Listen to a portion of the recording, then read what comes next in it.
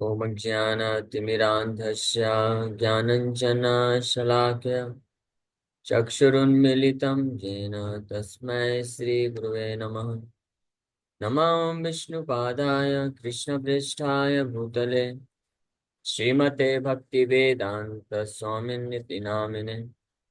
नमस्ते सारस्वती देवे गौरवाणी प्रचारिणे निर्विशेष शून्यवादी पाश्चात्यदेशतारिणे। नमो महावदन्याय कृष्णप्रेमप्रदायते कृष्णाय कृष्णचैतन्यनामने गौरतुसे नमः। जय श्री कृष्ण चैतन्य प्रभु नित्यानंद श्री अद्वैत गदाधर श्रीवासादि गौर भक्त वृंदा। हरे कृष्णा कृष्ण कृष्ण हरे हरे, हरे राम राम राम हरे हरे। हरे कृष्ण। आप सभी भक्तों का हार्दिक स्वागत है आज के श्री चैतन्य चरितमृत के चर्चा में। हम लोग चर्चा कर रहे हैं श्री चैतन्य चरितमृत आदि लीला और इसका 7वां अध्याय 142 नंबर प्रयार पे चर्चा कर रहे हैं। तो इसके पूर्व श्री चैतन्य महाप्रभु वेदांत सूत्रों का सही उचित व्याख्या देते हुए ये स्थापित किए कि कृष्ण ही परम ब्रह्म है, कृष्ण ही वास्तविक वास्तव वस्तु है। सारे वैदिक शास्त्रों के द्वारा कृष्ण को ही इंगित किया जा रहा है, लक्ष्य बनाया गया है। ऐसे परम ब्रह्म की प्राप्ति के लिए, ऐसे परम ब्रह्म भगवान उनको बोलते हैं, तो उनकी प्राप्ति के लिए जो उपाय है वो है श्रवण आदि भक्ति कृष्ण प्राप्ति रसहाय। अब आगे वर्णन बोल रहे हैं। से सर्व वेदेर अभिधेय नाम साधन भक्ति है प्रेमेर उद्गम।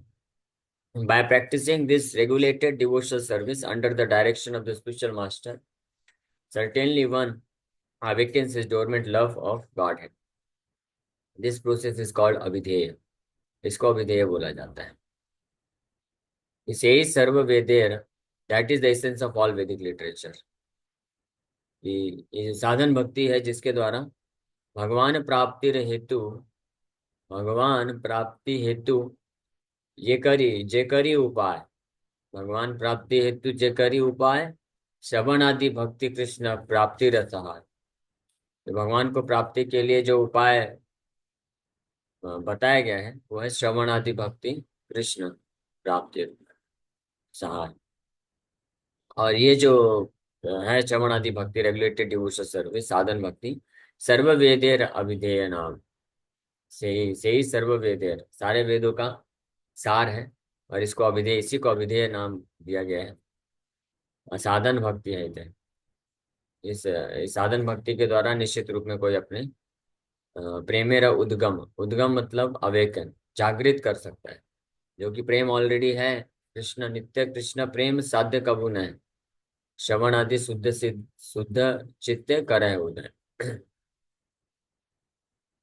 तो प्रभुपाद जी इसके लिए उदाहरण देते हैं कि जैसे कोई बच्चा होता है तो उसको चलने के लिए प्रैक्टिस थोड़ा सा कराया जाता है, फिर अपने आप वो चलना सीख जाता है। तो ऐसा नहीं कि प्रैक्टिस के द्वारा उसको चलने की प्रवृत्ति प्राप्त किया है। चलने की प्रवृत्ति ऑलरेडी है उसके अंदर, लेकिन वो डोरमेंट यानी छुपी हुई थी। थोड़ा सा जैसे ही बड़ा हुआ तो उसको हाथ पकड़ के सिखा देते हैं तो अपने आप फिर वो चलने नहीं दौड़ने भी लग जाता है, उसको बोलते हैं। तो उसी प्रकार से कृष्ण के प्रति प्रेम जो है वो ऑलरेडी हर जीवात्मा के अंदर है, लेकिन डोरमेंट सुप्त अवस्था में कवर रहता है। साधन भक्ति श्रवण आदि ये नियम का पालन करने से वो जो कृष्ण शुद्ध कृष्ण प्रेम है वो उद्गम हो जाता है, प्रकट हो जाता है। इसलिए ये साधन भक्ति सर्वश्रेष्ठ जो एसेंस है सारे वैदिक शास्त्र। So by practice of devotional service beginning with hearing and chanting, the impure heart of a conditioned soul is purified. ये साधन भक्ति का अभ्यास करने से जो श्रवण आदि से चालू होता है, श्रवणम कीर्तनम विष्णु स्मरणम, इससे बद्ध जीवात्मा का जो ये अशुद्ध हृदय है वो शुद्ध हो जाता है। And thus he can understand his eternal relationship with the supreme personality of God. इस प्रकार से वो अपने और भगवान के बीच में सनातन संबंध को जान सकता है। That eternal relationship is described by Sri Chaitanya Mahaprabhu, Jivera Swarupa hai Krishnera Nityadas. The living entity is an eternal servitor of the Supreme Personality of God. ये जीव जो है भगवान का नित्य सनातन दास है. When one is convinced about this relationship, which is called संबंध, he then acts accordingly. जब कोई इस संबंध के बारे में कन्विंस हो जाता है, तब वो उसके अनुसार कार्य, उसके अनुरूप कार्य करना प्रारंभ कर सकता है. दैट इज कॉल्ड अविधेय. इसी को अविधेय बोला जाता है कि जब ये संबंध जागृत हो गया श्रवण कीर्तन के द्वारा, तब वो उस पर स्थित होकर के कार्य करना चालू करता है. उसको अविधेय बोलते हैं. द नेक्स्ट स्टेप इज प्रयोजन सिद्धि और fulfilment of the ultimate goal of one's life. प्रयोजन सिद्धि मीन्स अल्टीमेटली कृष्ण के प्रति जो सोई हुई आसक्ति है, प्रेम है, भाव है, उसको प्राप्त कर लेना. If one can understand his relationship with the Supreme Personality of Godhead and act accordingly, automatically his mission in life is fulfilled. अगर कोई इतना समझ जाता है अपने भगवान के साथ अपने नित्य संबंध को और उसके अनुसार कार्य करना चालू कर देता है, तो उसका जीवन का जो मिशन है वो पूरा हो जाता है. The Mayavadi philosophers miss even the first stage in self-realization because they have no conception of God's being personal. मायावादियों का दुर्भाग्य ये है कि वो पहले स्टेप, आत्म साक्षात्कार का जो पहला स्तर है, उसी को पूरा नहीं कर पाते. पहला स्तर है कि भगवान के साथ अपने संबंध को जानना. तो भगवान का कोई व्यक्तिगत स्वरूप उनको पता नहीं है, इसलिए वो उनको पहला स्टेप ही क्लियर नहीं हो पाता है. तो आगे सेकंड स्टेप और थर्ड स्टेप अविधेय और प्रयोजन तक कैसे पहुंचेंगे. बिना संबंध ज्ञान के व्यक्ति अविधेय को कर नहीं सकता है. अगर करेगा भी तो वो अपूर्ण रहेगा, इम्परफेक्ट तरीके से करेगा, और वो सफलता प्रयोजन सही प्रयोजन तक नहीं लेके जाएगा. So he is the master of all and he is the only person who can accept the service of all living entities. But since this knowledge is lacking in Mayavad philosophy, Mayavadis do not have knowledge even of their relationship with God. They wrongly think that everyone is God or that everyone is equal to God. Therefore, since the real position of the living entity is not clear to them, how can they advance further? Although they are very much puffed up at being liberated, Mayavadi philosophers very shortly fall down again to material activities due to their neglecting the lotus feet of the Lord. That is called patantyadha. तो भगवान के साथ अपने वास्तविक संबंध के बारे में ही ज्ञान नहीं होता है मायावादियों को. वो या तो सबको भगवान समझते हैं या सबको भगवान के बराबर समझते हैं, इसलिए वो आगे कैसे एडवांसमेंट कर सकते हैं, ये संभव ही नहीं. लेकिन वो लोग अपने सो कॉल्ड स्पिरिचुअल प्रैक्टिस, तपस्या और आध्यात्मिक जो कार्य करते हैं, उसमें इतने ज्यादा अहंकार होता है उनको कि अपने आप को लेकिन मुक्त मानते हैं. लेकिन रिजल्ट क्या होता है ब्रह्मा जी बताते हैं भागवत में. ये अन्य अरविंदाक्ष विमुक्त मानिन त्वय्यस्त भावाद विशुद्ध बुद्धया आरुष्य कृष्णेण परम पदम तथा पतन्त्यधो अनादृत युष्मदंग्रया. ये अन्य अरविंदाक्ष, हे अरविंदाक्ष, अरविंदाक्ष मतलब कमल नयन, भगवान को एड्रेस कर रहे हैं कि हे कमल नयन कृष्ण भगवान. ये अन्य, ये अन्य लोग मतलब इसके पहले भक्ति का बात किए थे, भक्ति भक्तों का गुणगान किए इस श्लोक के पूर्व. इस श्लोक में बोल रहे हैं कि अन्य, अन्य मतलब जो भक्ति भाव में नहीं है, मायावादी है, लेकिन अपने आप को विमुक्त मानिनस मानते हैं. मानिनस मतलब वो मानते हैं अपने आप को विमुक्त, कि हम विमुक्त हो गए हैं. लेकिन तो ही अस्त भावाद अविशुद्ध बुद्धया, आपके प्रति अविशुद्ध बुद्धि, आपके बारे में जो वास्तविक जो तत्व है उसके बारे में ना जानने के कारण, अविशुद्ध बुद्धि, दूषित बुद्धि होने के कारण वो हालांकि आरूह्य कृष्णेण परम पदम पदा. कृष्णेण मतलब बहुत कठिन तपस्या करके आरूह्य है, ऊपर भी चढ़ जाते हैं, परम पदम तक पहुंचते भी हैं, ऐसा वो मानते हैं. लेकिन पतंत अधो, फिर भी वहां से गिर जाते हैं. क्यों? अनादृत युष्मद अंग्रया, आपके चरण कमलों का अनादर करने के कारण. So here it is said that persons who think themselves liberated but do not execute devotional service, not knowing their relationship with the Lord, are certainly misled. One must know his relationship with the Lord and act accordingly. Then the fulfillment of his life's mission will be possible. तो ये इसलिए जरूरी है, संबंध तत्व clear होना बहुत जरूरी है. महापुरुष इसी को क्लियर कर रहे हैं. कृष्णेर चरण है यदि अनुराग, कृष्ण बिनु अन्यत्र तार नहीं रहे राग। साधन भक्ति करते करते कृष्ण के चरण में जब अनुराग उत्पन्न हो जाता है तो कृष्ण के अतिरिक्त अन्य कहीं जगह अनुराग आसक्ति नहीं रह जाते। If one develops his love of Godhead and becomes attached to the lotus feet of Krishna, gradually he loses his attachment to everything else. ये हमारे भक्ति के एडवांसमेंट का टेस्ट भी है, कितनी मात्रा में हम कृष्ण भक्ति में एडवांसमेंट कर रहे हैं, ये इससे पता चलता है।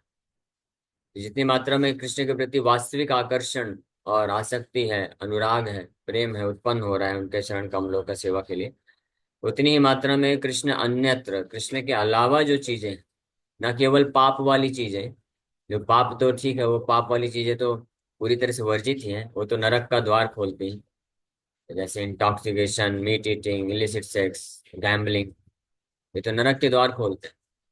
लेकिन जो पुण्य वाले कार्य भी हैं, जो इस समाज में, भौतिक समाज में जिसको सही माना जाता है, जिसकी सराहना की जाती है, उस प्रकार के अटैचमेंट को भी जो है हृदय में अगर है किसी के, तो इसका मतलब कृष्ण के प्रति वास्तविक रूप में आसक्ति अभी तक विकसित नहीं हुई। कृष्णेर चरण है यदि अनुराग, कृष्ण बिनु अन्यत्र तार नहीं रहे राग। ये टेस्ट गोपाल जी पहले लाइन में लिख भी रहे। This is a test of advancement in devotional service. How much we are advancing in devotional service, Krishna भक्ति में कितना एडवांसमेंट कर रहे हैं, ये यहाँ पे टेस्ट किया जा सकता है। समय समय पे हमको टेस्ट करते रहना चाहिए, क्योंकि ये टेस्ट करते रहेंगे तो हमको समझ में आएगा। जैसे एग्जाम होता है ना, कोई कंपटीशन का तैयारी करता है, तो बीच बीच में एग्जाम लेने से पता चलता है कि सच में इसने पढ़ाई किया कि नहीं किया है। केवल कोई स्टूडेंट है, घंटों घंटों किताब खोल कर तो बैठा रहता है और बहुत सारा सॉल्व भी करता है। ऐसे हमने देखे हैं, कई स्टूडेंट होते हैं स्कूल कॉलेजेस में, जो मेहनत तो खूब करते हैं, कई घंटे पढ़ते हैं और बहुत सारे नोटबुक कॉपी जो है लिख लिख के सॉल्व कर करके भर देते हैं।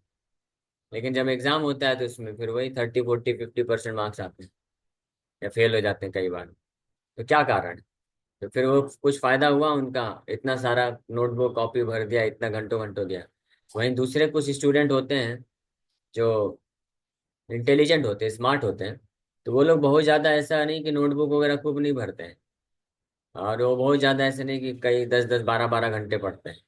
लेकिन जितना पढ़ेंगे बिल्कुल सटीक पढ़ेंगे, स्ट्रेट, बिल्कुल इधर उधर विचलित नहीं होते हैं। उनको एग्जैक्टली पता होता है कि पढ़ के क्या प्राप्त करना है, किन चीज़ों को अंडरस्टैंडिंग रखना है। तो ज़्यादा सॉल्व नहीं करते हैं, ज़्यादा सॉल्व भी नहीं करेंगे और ज़्यादा घंटों तक पढ़ाई भी नहीं करेंगे, लेकिन जो पढ़ेंगे बिल्कुल एग्जैक्टली जैसा टीचर ने गाइडेंस दिया वैसा पढ़ लेते हैं और फिर एग्जाम में 80 90 100% लेके आ जाते हैं। ये हमने प्रैक्टिकली इसको देखा है। तो उसी प्रकार से कोई भजन करे, साधन करे, मरते जन्म जान जान, मृत्यु के समय कितना भजन साधन किया है, मृत्यु के समय पता चलता है। मृत्यु के समय नारायण का स्मरण हो रहा है कि नहीं हो रहा है। और मृत्यु के समय तक हमको वेट नहीं करना चाहिए, हमको हर दिन टेस्ट करना चाहिए कि हम जो भी भक्ति कर रहे हैं उसका कितना टेस्ट उसका क्या है, कि क्या हमारा अभी भी भौतिक जगत के प्रति आकर्षण है, क्या अभी भी हम भौतिक चीजों से इतना विचलित हो जाते हैं कि भजन में बाधा उत्पन्न हो जाती है। तो इसका मतलब अभी हम उतना एडवांसमेंट नहीं किए हैं तो फिर और सीरियस हो जाना चाहिए, फिर और दृढ़ता से नाम का आश्रय लेना चाहिए, भगवान को जो है प्रार्थना करना चाहिए। प्रैक्टिकली वन शुड क्राई, रोना चाहिए। हिज होलीनेस गौर गोविंद स्वामी महाराज तो बोला करते थे कि जो व्यक्ति रोएगा वही कृष्ण को प्राप्त करेगा। हाँ, मजे मजे में भक्ति करके प्राप्त नहीं की जा सकती है। वो भी अच्छा है, आराम आनंद पूर्वक, सुख पूर्वक। कई बार भक्तों को पूछो कैसा चल रहा है साधना, रोज ही बस बिंदास चल रहा है, मस्त चल रहा है, मजे में चल रहा है, आनंद पूर्वक चल रहा है। आनंद पूर्वक कैसे चल सकता है? आप आनंद में कैसे रह सकते हैं? भौतिक संसार में आनंद सुखपूर्वक भजन चल रहा है, एंग्जाइटी नहीं दिख रही आपके चेहरे में। हाँ प्रभु जी, अभी कोई चिंता नहीं रह गई है। पहले बड़े चिंता होती थी, बड़ा दुख होता था।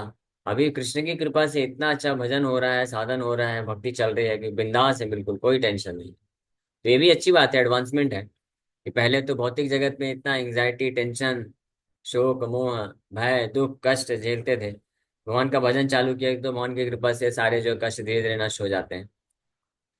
लेकिन उसके बाद आगे बढ़ना है ना। एंग्जाइटी फ्री नहीं होना है। जो वास्तविक रूप में कृष्ण भक्ति में एडवांसमेंट कर रहा है, तो उसको हर क्षण एंग्जाइटी रहेगी। हर क्षण वो चिंता मुक्त हो ही नहीं सकता है। चिंता से हमेशा ग्रसित रहेगा। उसको हमेशा चिंता सताएगी कि अरे मैं कृष्ण के प्रति कुछ नहीं कर पा रहा हूँ। मेरा कृष्ण एडवांसमेंट नहीं हो पा रहा है। मेरा समय निकलता जा रहा है। इतने साल हो गए मेरे को, 5 साल 10 साल 15 साल 20 साल से भजन कर रहा हूँ, भक्ति कर रहा हूँ। लेकिन फिर भी अभी तक जो कृष्ण के प्रति नाम जप है वो ध्यानपूर्वक नहीं हो पा रहा है। आकर्षण नहीं उत्पन्न हो रहा है। प्रेम विकसित नहीं हो रहा है। भौतिक चीजों के प्रति अभी भी आसक्ति बनी हुई है। और अभी भी मन जो है विचलित हो जाता है। जीवन में कुछ समस्याएं आ जाती है, कोई कुछ बोल देता है, कुछ छोटे मोटे दुख आ जाते हैं तो मन विचलित हो जाता है। तो मैं कितना पीछे हूँ और कितना मुझे प्रयास करना चाहिए। और समय मेरे पास बहुत कम है, समय निकलता चला जा रहा है। तो इस तरह से जो एंजाइटी लेगा, टेंशन लेगा, तब वो सोचेगा, विचार करेगा, प्लानिंग करेगा। अरे मेरा जीवन निकलता जा रहा है, शेष इतने वर्ष और बचे हैं। अभी मैं 30 साल का हो गया, 35 साल का, 40 साल का हो गया, 50 साल का होने वाला हूँ। इतना आधे से ज्यादा उम्र मेरी निकल चुकी है। अब क्या बचा है मेरे पास? इसमें भी मैं सीरियस नहीं हो रहा हूँ। भक्ति विनोद ठाकुर महान आचार्य हैं, वो इसी से संबंधित इतना सुंदर भजन लिखते हैं हमारे लाभ के लिए। उसको पढ़ना चाहिए।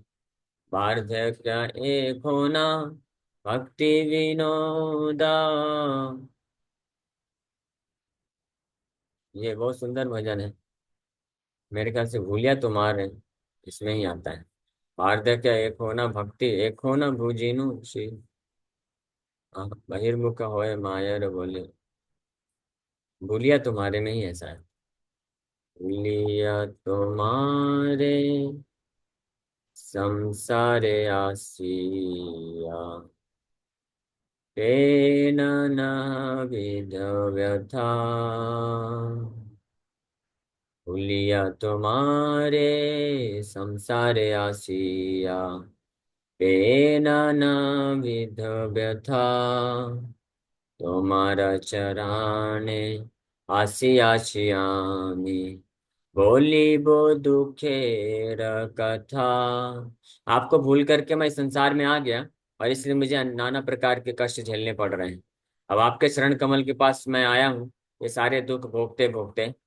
और आपके सामने मैं अपनी दुखी की कथा सुनाने जा रहा हूँ। हाँ, ये होते हैं भक्त, दुख की कथा सुनाने जा रहे हैं। और कहाँ से चालू कर रहे हैं? माँ के गर्भ से चालू कर रहे हैं कि कैसे कैसे मैं कष्ट भोगते आया हूँ। जननी जठारे शीलम जखोना। विषम बंधन पासे। एक बार प्रभु देख दिया मोरे। वांछिले ये दीन दासे। माँ के गर्भ में था मैं। चिलम जखोना, बहुत कष्ट महसूस हुआ। विषम बंधन में मैं फंस गया। उस समय एक बार आपने प्रभु मुझे दर्शन दिया था, उसके बाद फिर इस दास को, इस दीनहीन दास को आपने त्याग दिया। और मैं यहाँ भौतिक संसार में आके फंस गया। और इस प्रकार से जन्म पाया कोरी वो भजन तबा, ऐसा मैंने आपको प्रार्थना किया था। लेकिन जन्म होइलो पड़ी माया जाले, न होइलो ज्ञान लबा। जैसे ही जन्म हुआ, आप माया जाल में फंस गया। हैप्पी बर्थडे बेटा। ये माँ है, ये बाप है, ये चाचा है, ये पुत्र है, ये भाई, ये बंधु है, सखा है, ये सब में फंस गया पूरी तरीके से। ना हइलो ज्ञान लबा, ज्ञान ज्ञान का लेश मात्र भी नहीं रह गया। सब पूरी तरह से अज्ञानता में फंस गया। अदरेरा छेले स्वजेनेरा कोले हसिया काटिनु काला। हाँ, तो जैसे जैसे बालक हुआ, छोटे में, तो अलग अलग प्रकार के सगे संबंधी आए, अपने स्वजनेरा कोले अपने अपने गोद में लेकर के खिलाते थे। इस प्रकार से हंसते हंसते जीवन काल में काटने लग गया। जनक जननी स्नेह ते भूलिया संसार लगी लो भालो। जनक और जननी, माता और सगे संबंधियों के स्नेह में आपको भूल गया मैं। और ये संसार बड़ा अच्छा लगने लग गया, भालो। हाँ, क्रमे दिन दिन बालक होइया भेलीनु बालक सहा। आरे किछु दीने ज्ञान उपजिलो पाठ पौड़ी आहार आहा। धीरे धीरे मैं बालक हुआ तो अन्य बालकों के साथ खेल कूदने में व्यस्त हो गया। फिर और कुछ दिन के बाद बड़ा हुआ तो ज्ञान उपजिलो, स्कूल कॉलेज में भेज दिया गया, पढ़ाई करो पढ़ाई करो। और खूब पढ़ाई करने लगा। दिन रात रात रात भर बैठ के जाग जाग के पढ़ाई किया। डिग्री प्राप्त किया, बीटेक एमटेक पीएचडी। विद्यारगौरवे भ्रमि देशे देशे धन उपार्जन कोरी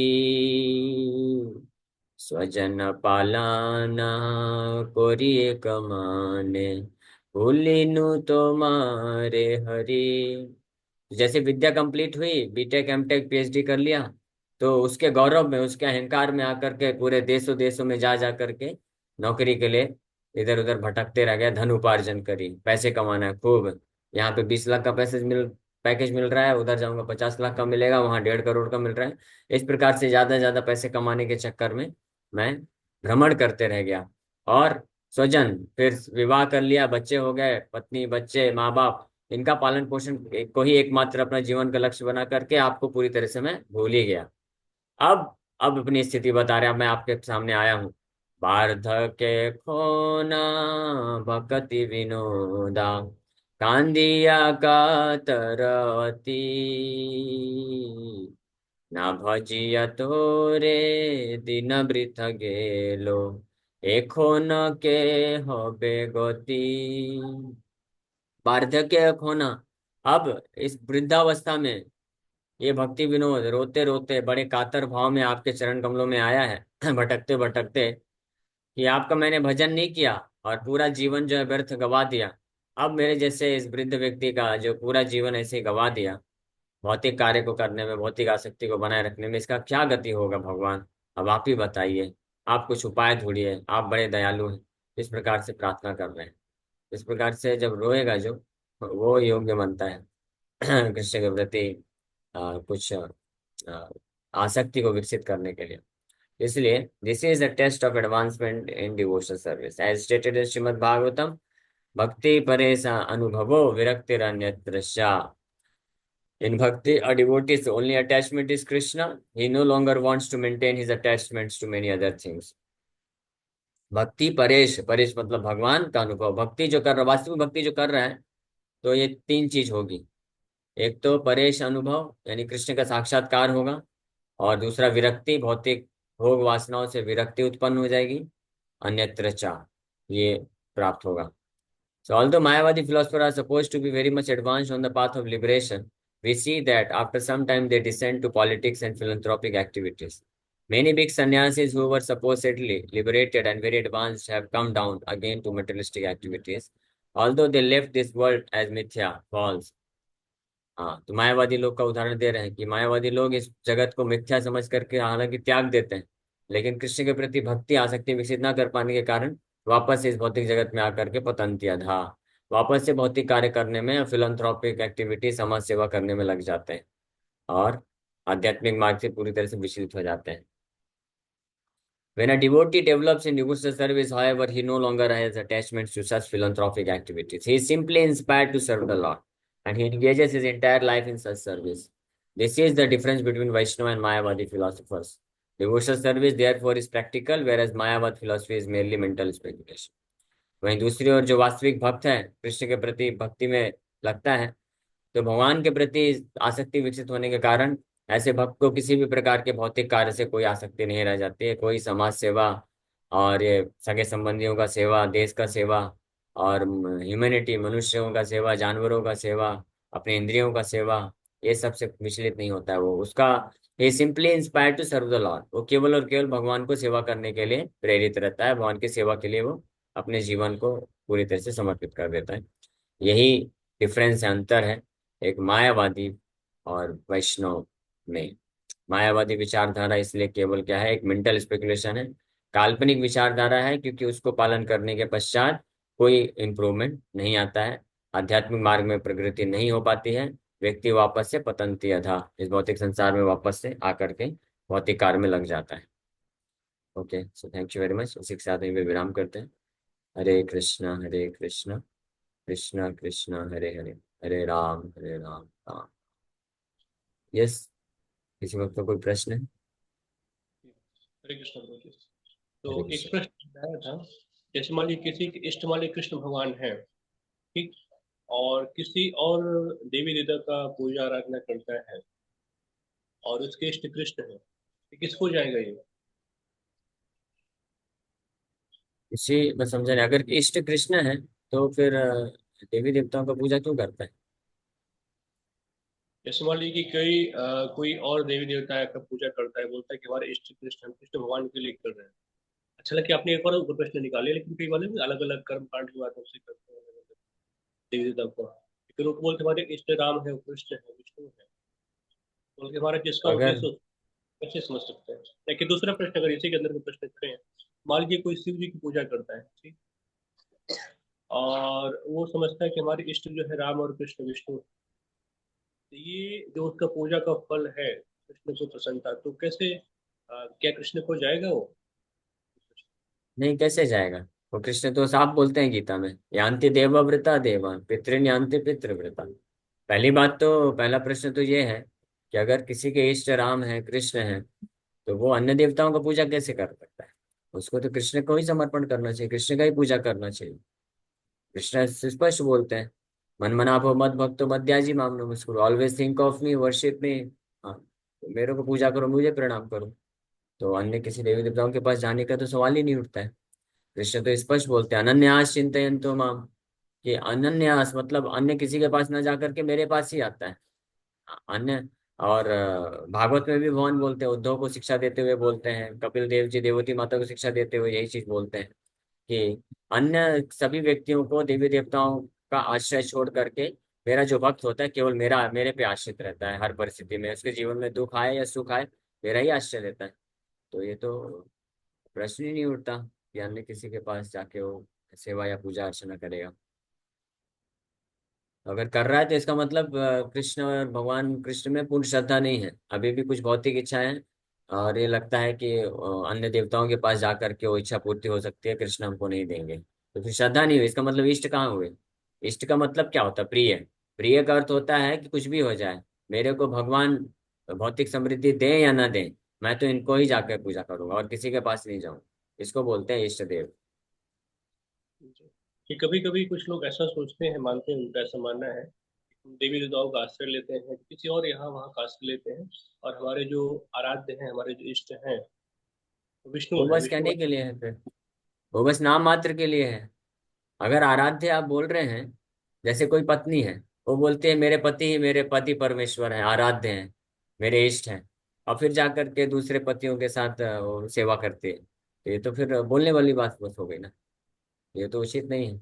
आराध्य मानना, इष्ट मानना मतलब कृष्ण हमारे पति हैं, तो हमको सती होना चाहिए, कृष्ण के चरण कमलों को छोड़ के और कहीं नहीं जाना चाहिए, ये स्पष्ट है। लेकिन ठीक है, अगर ये बात अलग है कि अगर कोई गृहस्थ भक्त है और उनके कुछ कर्मकांडी होते हैं जो कंपलसरी करना पड़ता है, तो बस फॉर्मेलिटी के लिए ठीक है उधर गए और देवी देवताओं के पास, लेकिन वहां पे भी जाके कृष्ण का ही नाम जप करेगा वो, फिर भक्त कृष्ण का नाम जप करेगा, कृष्ण का ही पूजा करके जो सामग्री होगा उसको वो जाके देवताओं को अर्पण कर देगा।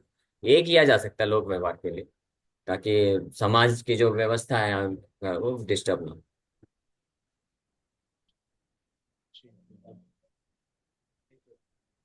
यानी कई बार ये अवधारणा होती है लोगों की, हमारे वो देव से हमारे आराध्य कृष्ण है, कई बार लोग कुल देवता भी बोल देते हैं, विष्णु भगवान हमारे कुल देवता है, तो अलग अलग आश्रय लेते हैं, इसलिए हमने लोगों के लिए ये। ठीक है। यस सर, सीता माता है। अच्छा, म्यूट, म्यूट है, अनम्यूट का परमिशन देता हूँ। हरे कृष्ण प्रभु जी, दंडवत प्रणाम।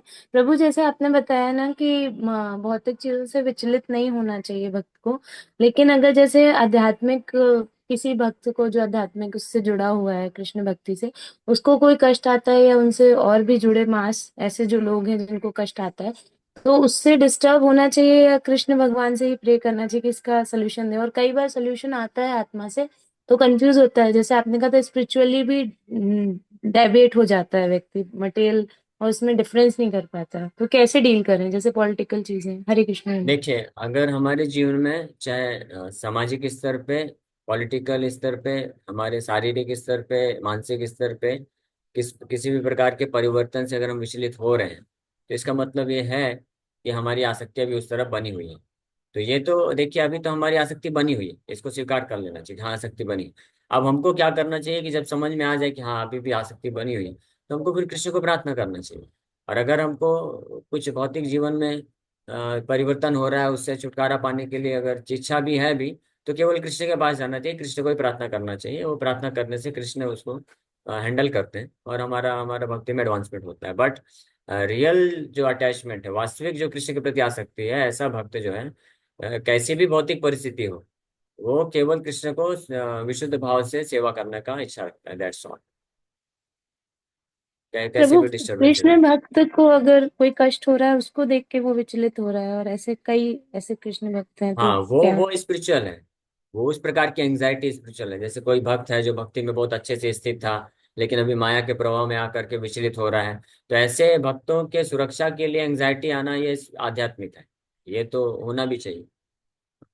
और उनके लिए फिर हमको भगवान से प्रार्थना करना चाहिए, चाहे वो हमारे सगे संबंधी हो या सगे संबंधी ना हो। तो सगे संबंधी के जीवन में जब कष्ट आता है, तो अगर हम इसलिए विचलित हो रहे हैं क्योंकि वो मेरा सगे संबंधी है, तो इसका मतलब हमारा भी भौतिक आसक्ति है। लेकिन अगर हमारा मन इसलिए डिस्टर्ब हो रहा है, विचलित हो रहा है कि अरे वो कृष्ण का अच्छा भक्त है और कृष्ण का अच्छे भक्ति कर सकता है, लेकिन बेचारे की अभी स्थिति ऐसी खराब हो रही है, तो इसलिए डिस्टर्ब होकर एंग्जाइटी में आकर के कृष्ण को प्रार्थना करना वो उचित है, वो रखना चाहिए। हमारे आचार्य लोग, प्रभुपाद जी, हमारे गुरु महाराज भी, जब कोई भक्त इधर उधर माया में विचलित होते थे, बड़े एंग्जाइटी हो जाते थे, बड़ा टेंशन होता था उनको, रात को सो नहीं पाते थे। और कई कोई भक्त लोग पूछते थे क्या हुआ महाराज, बताते थे वो भक्त वहां पे अमेरिका में है, उसका ऐसा ऐसी स्थिति चल रहा है, वो भक्ति नहीं कर पा रहा है। तो ये आध्यात्मिक एंग्जाइटी जो कि शुद्ध भक्त के हृदय में होता है भक्तों की सुरक्षा के लिए। इसलिए हमने देखा है हमारे गुरु महाराज तो हर दिन रात को नरसिंह कवच पढ़ते थे। अपने लिए नहीं पढ़ते थे, वो इस्कॉन की सुरक्षा के लिए, इस्कॉन के सभी भक्तों की सुरक्षा के लिए, सब लोग अच्छे से नियम पालन कर सके, माला का सही से जप कर सके, वो पढ़ा करते थे। और भगवान के सामने प्रार्थना करते थे, रोते थे। वो उनके जितने भी मंदिर हैं, जितने भी विग्रह हैं, सबका फोटो खोल खोल करके उनको चरण स्पर्श करके प्रार्थना करते थे महाराज। तो ये एंग्जाइटी स्पिरिचुअल है, ये हो हम सकता है। प्रभु उतने लायक नहीं है कि हम भी कर सकते हैं नरसिंह भगवान से प्रार्थना। हरे कृष्ण। नहीं कर सकते हैं। तो हम लोग ये जो चर्चा कर रहे हैं, देखिए हम तो हाईएस्ट चीज बताते हैं ताकि हम समझ सके कि हम कितने डिफरेंस कितना है, हम अभी कहाँ पे हैं और हमको कहाँ तक पहुंचना है। तो जब ये गैप पता होगा, तो हम फिर उसके लिए तत्पर हो जाएंगे। मेरा कहने का मतलब ये है कि हम इजी गोइंग लाइफ नहीं होना चाहिए बस कि हाँ अभी 16 माला बस हो गया, अच्छा चल रहा है, नियम पालन हो रहा है, 16 माला हो रहा है, घर गृहस्थी भी अच्छे चल रहे हैं, सब कुछ अच्छा अच्छा चल रहा है। अच्छा अच्छा नहीं सोचना चाहिए, समय निकलता जा रहा है। हमको दृढ़ता से भक्ति को सीखो। अभी हमारे हेल्दी बॉडी है, हम नौजवान है, अच्छे से चल रहा है सब कुछ, लेकिन जैसे जैसे वृद्धावस्था में पहुंचेंगे फिर कठिनाई आएंगी, शारीरिक कठिनाई, मानसिक कठिनाई बहुत सारी आएंगी। उस वक्त फिर हम कैसे भजन करेंगे? तो हमको अभी से तीव्रता से प्रिपरेशन करना चाहिए। तब हम जो है आशा कर सकते हैं कि वृद्धावस्था में भी और मृत्यु के समय जब इतना सारा डिस्टर्बेंसेस आएगा, उस वक्त भी हम कृष्ण का पूर्ण रूप से आश्रय ले पाएंगे। तो प्रिपरेशन करने के लिए हम इस प्रकार की चर्चा करते हैं। तो आप लोग हतोत्साहित मत होइए, डिस्करेज मत होइए, डिस्करेज करना उद्देश्य नहीं है, लेकिन सीरियस बनाना उद्देश्य है। ठीक। ओके। एक प्रश्न और है, थोड़ा जल्दी से, क्योंकि हमको थोड़ा सेवा में जाना है, आपको भी सेवा में। जिसमें वाले कोई विष्णु तत्व है या कि विष्णु तत्व से कनेक्ट, जिसमें वाले सूर्य है, सूर्य को कहीं नारायण कहा गया है, भगवान शिव है, सूर्य को भगवान का, शिव भगवान की बड़ी शक्ति कहा गया है, शिव भगवान जैसे कहा गया है। कहीं हनुमान जी है, तो हनुमान जी भगवान, भगवान के भक्त कहा गया है। चाहे सूर्य नारायण हो, चाहे भगवान शिव हो, चाहे हनुमान जी महाराज हो, तो जो विष्णु तत्व के विष्णु तत्व से कनेक्टेड हैं, कनेक्टेड मतलब जुड़े हुए हैं, तो अगर उनसे कुछ प्रार्थना किया जाए किसी के लाभ के लिए, तो मैंने लाभ मतलब आध्यात्मिक लाभ के लिए, तो कैसा रहेगा? जैसे हनुमान जी से दास भक्ति के आचार्य हनुमान जी है, तो राम जी की, राम माने कृष्ण भगवान की भक्ति के लिए कहा जाए। और शिव है, शिव से बढ़ के वैष्णव कौन है, या किसी हाँ आराध्य वो भी है? परफेक्ट है, समझ गया। हाँ वो परफेक्ट है, वो किया जा सकता है। हनुमान जी के पास जाए, हनुमान जी को अगर कोई भगवान रामचंद्र के महान सर्वोत्तम दास के रूप में देखता है और उस भाव से उनको प्रणाम करता है, प्रार्थना करता है, तो दैट्स ऑल राइट, वो बहुत अच्छी बात है, वैसा होना चाहिए।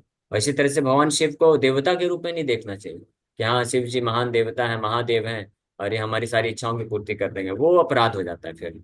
लेकिन अगर भगवान शिव को कोई वैष्णव नाम यथा शंभु के रूप में देख करके उनसे प्रार्थना करता है भगवान कृष्ण की भक्ति के लिए, तो वो उचित है, उस प्रकार का पूजा और सम्मान प्रार्थना किया जा सकता है। और एक लेकिन मैंने जो सूर्य का उदाहरण है, सूर्य को कहीं सूर्य नारायण जैसे कहा गया है, सूर्य को भगवान का नेत्र कहा गया है, सूर्य के अलग अलग नवग्रह में सबसे मेन कहा गया है। तो सूर्य की आराधना अगर कृष्ण भगवान की प्रसन्नता के लिए किया जाए, तो एक सूर्य भगवान कभी कभी शरीर के जो रोग व्याधि आते हैं सूर्य से नष्ट होते हैं, सूर्य की कृपा से। कैसा वो रहेगा? फिर कर्म कांडी हो जाएगा। लेकिन सूर्य भगवान जो आपने बताया शुरू में, वो ऑल राइट है। यक्ष अक्षुरेश सविता सकल ग्रहाणाम हमारे वैष्णव भी भक्त लोग भी जो है सूर्य जब उदय होता है तो प्रणाम करते हैं। लेकिन किस मैंने देखा है कुछ सन्यासी भी सुबह सुबह 6 साढ़े 6 बजे जब सूर्य उदय हो तो वो लोग प्रणाम करते हैं। लेकिन वो क्या प्रार्थना करते हैं, ये प्रार्थना ये श्लोक बोलते हैं, यक्ष चक्षुरे सविता सकल ग्रहाणाम, कि जो कृष्ण गोविंद, ऐसे गोविंद को मैं प्रणाम करता हूँ जिनकी आंखें हैं ये सूर्य। तो सूर्य नारायण भगवान कृष्ण की आंखें हैं। इस भाव से अगर उनको कोई प्रणाम करता है, जल अर्पण करता है, तो ऑल राइट है, उसमें कोई दिक्कत नहीं। लेकिन सूर्य को देवता के रूप में देख करके हमारी व्याधियों को दूर कर देंगे, ये कर्मकांडी हो जाएगा, जो कि सही है, होगा, सही बात है। अगर सूर्य चालीसा पढ़ के उनको जल अर्पण करेगा तो व्याधियों से मुक्त होगा। लेकिन वो कर्मकांड हो जाएगा, फिर वो हरिनाम के प्रति अपराध हो जाएगा। तो वो वंचित है, वो वर्जित है वैष्णवों के लिए। वैष्णवों को वो नहीं करना चाहिए। वैष्णवों को वैष्णव के भाव से अप्रोच करना चाहिए अन्य देवी देवताओं को, और भगवान को जो है शुद्ध भक्ति की कामना के लिए करना चाहिए। कि जैसे कर्मकांडी शास्त्रों में सूर्य भगवान को, वैष्णव शास्त्र में तो सूर्य भगवान का नेत्र कहा गया है, सूर्य भगवान की शक्ति है, कहीं कि सूर्य नारायण, कहीं नारायण जैसे कहा गया है, नारायण नहीं नारायण जैसे वैष्णव शास्त्रों में। और कर्मकांडी शास्त्रों में सूर्य को जब नवग्रह कहा गया है, नवग्रह सूर्य आते हैं, और जो शारीरिक व्याधि आती है, उनको व्याधि आती है मानसिक शारीरिक, तो ये सूर्य की स्त्री जब से तब वो आती है। अगर कोई सूर्य को जल देता, अर्घ देता है प्रणाम का, सूर्य को प्रणाम बहुत प्रिय है। ऐसे शिव जी को जल बहुत प्रिय है, विष्णु का स्तुति बहुत प्रिय है, गणेश जी को लड्डू मोदक बहुत प्रिय है। इस सूर्य को नमस्कार, सूर्य नमस्कार, सूर्य को प्रणाम बहुत प्रिय है। तो अगर कोई डायरेक्टली करे सूर्य को तो वो कर्म कांड में आ जाएगा। और कभी कभी कुछ वैष्णव होते हैं, किसी भक्त को डायरेक्टली कृष्ण को ना करके डायरेक्टली सूर्य है सूर्य करे, तो इसमें डबल स्टैंडर्ड हो जाएगा कि हाँ, कर्म जो कांड भी में। है मतलब भौतिक लाभ से प्रेरित होकर के नहीं करना चाहिए। हमको भक्तों को, वैष्णव को कम से कम ये श्रद्धा रखना चाहिए कि अगर हम कृष्ण की शुद्ध भक्ति की कामना रखेंगे तो सारे देवी देवता लोग हमको पूरा सपोर्ट करेंगे। तो हमको अननेसेसरी जो है कुछ भौतिक लाभ के लिए उनसे ऐसा, इसलिए कर्मकांडीय जो व्रत है, कर्मकांडीय जो पूजा है, कर्मकांडीय जो आरती होती है, उनको अवॉइड करना चाहिए, उनको नहीं करना चाहिए। अगर हम किसी देवताओं का पूजा करते भी हैं, उनको प्रणाम करते, प्रार्थना अर्पण करते हैं, तो वैष्णव पद्धति जो बताई गई है उसके अनुरूप ही करना चाहिए। तो हम फिर अपराध, हरिनाम के प्रति जो दूसरा नाम अपराध है उससे बच जाएंगे। नहीं तो संभावना है कि हम दूसरा नाम अपराध करेंगे, फिर हरिनाम के प्रति फिर रुचि में विकसित करने में विलम्ब आ जाएगा। एटलीस्ट श्रद्धा, जैसे हमने सूर्य भगवान को प्रणाम करना है, ऐसे जैसे हमने अभी बात कर रहे थे कि सूर्य भगवान को प्रणाम जैसे सन्यासी लोग, ब्रह्मचारी लोग भी करते हैं, इसलिए प्रणाम करना, सम्मान करना, जैसे कोई भी है प्रणाम सम्मान, ना कि कुछ प्राप्ति के लिए, तो अपने आप फिर जो हाँ, उनको करेंगे। हाँ, यस, बिल्कुल। यस, वो किया जा सकता ठीक है। So thank you very much class में आप सबका आने के लिए।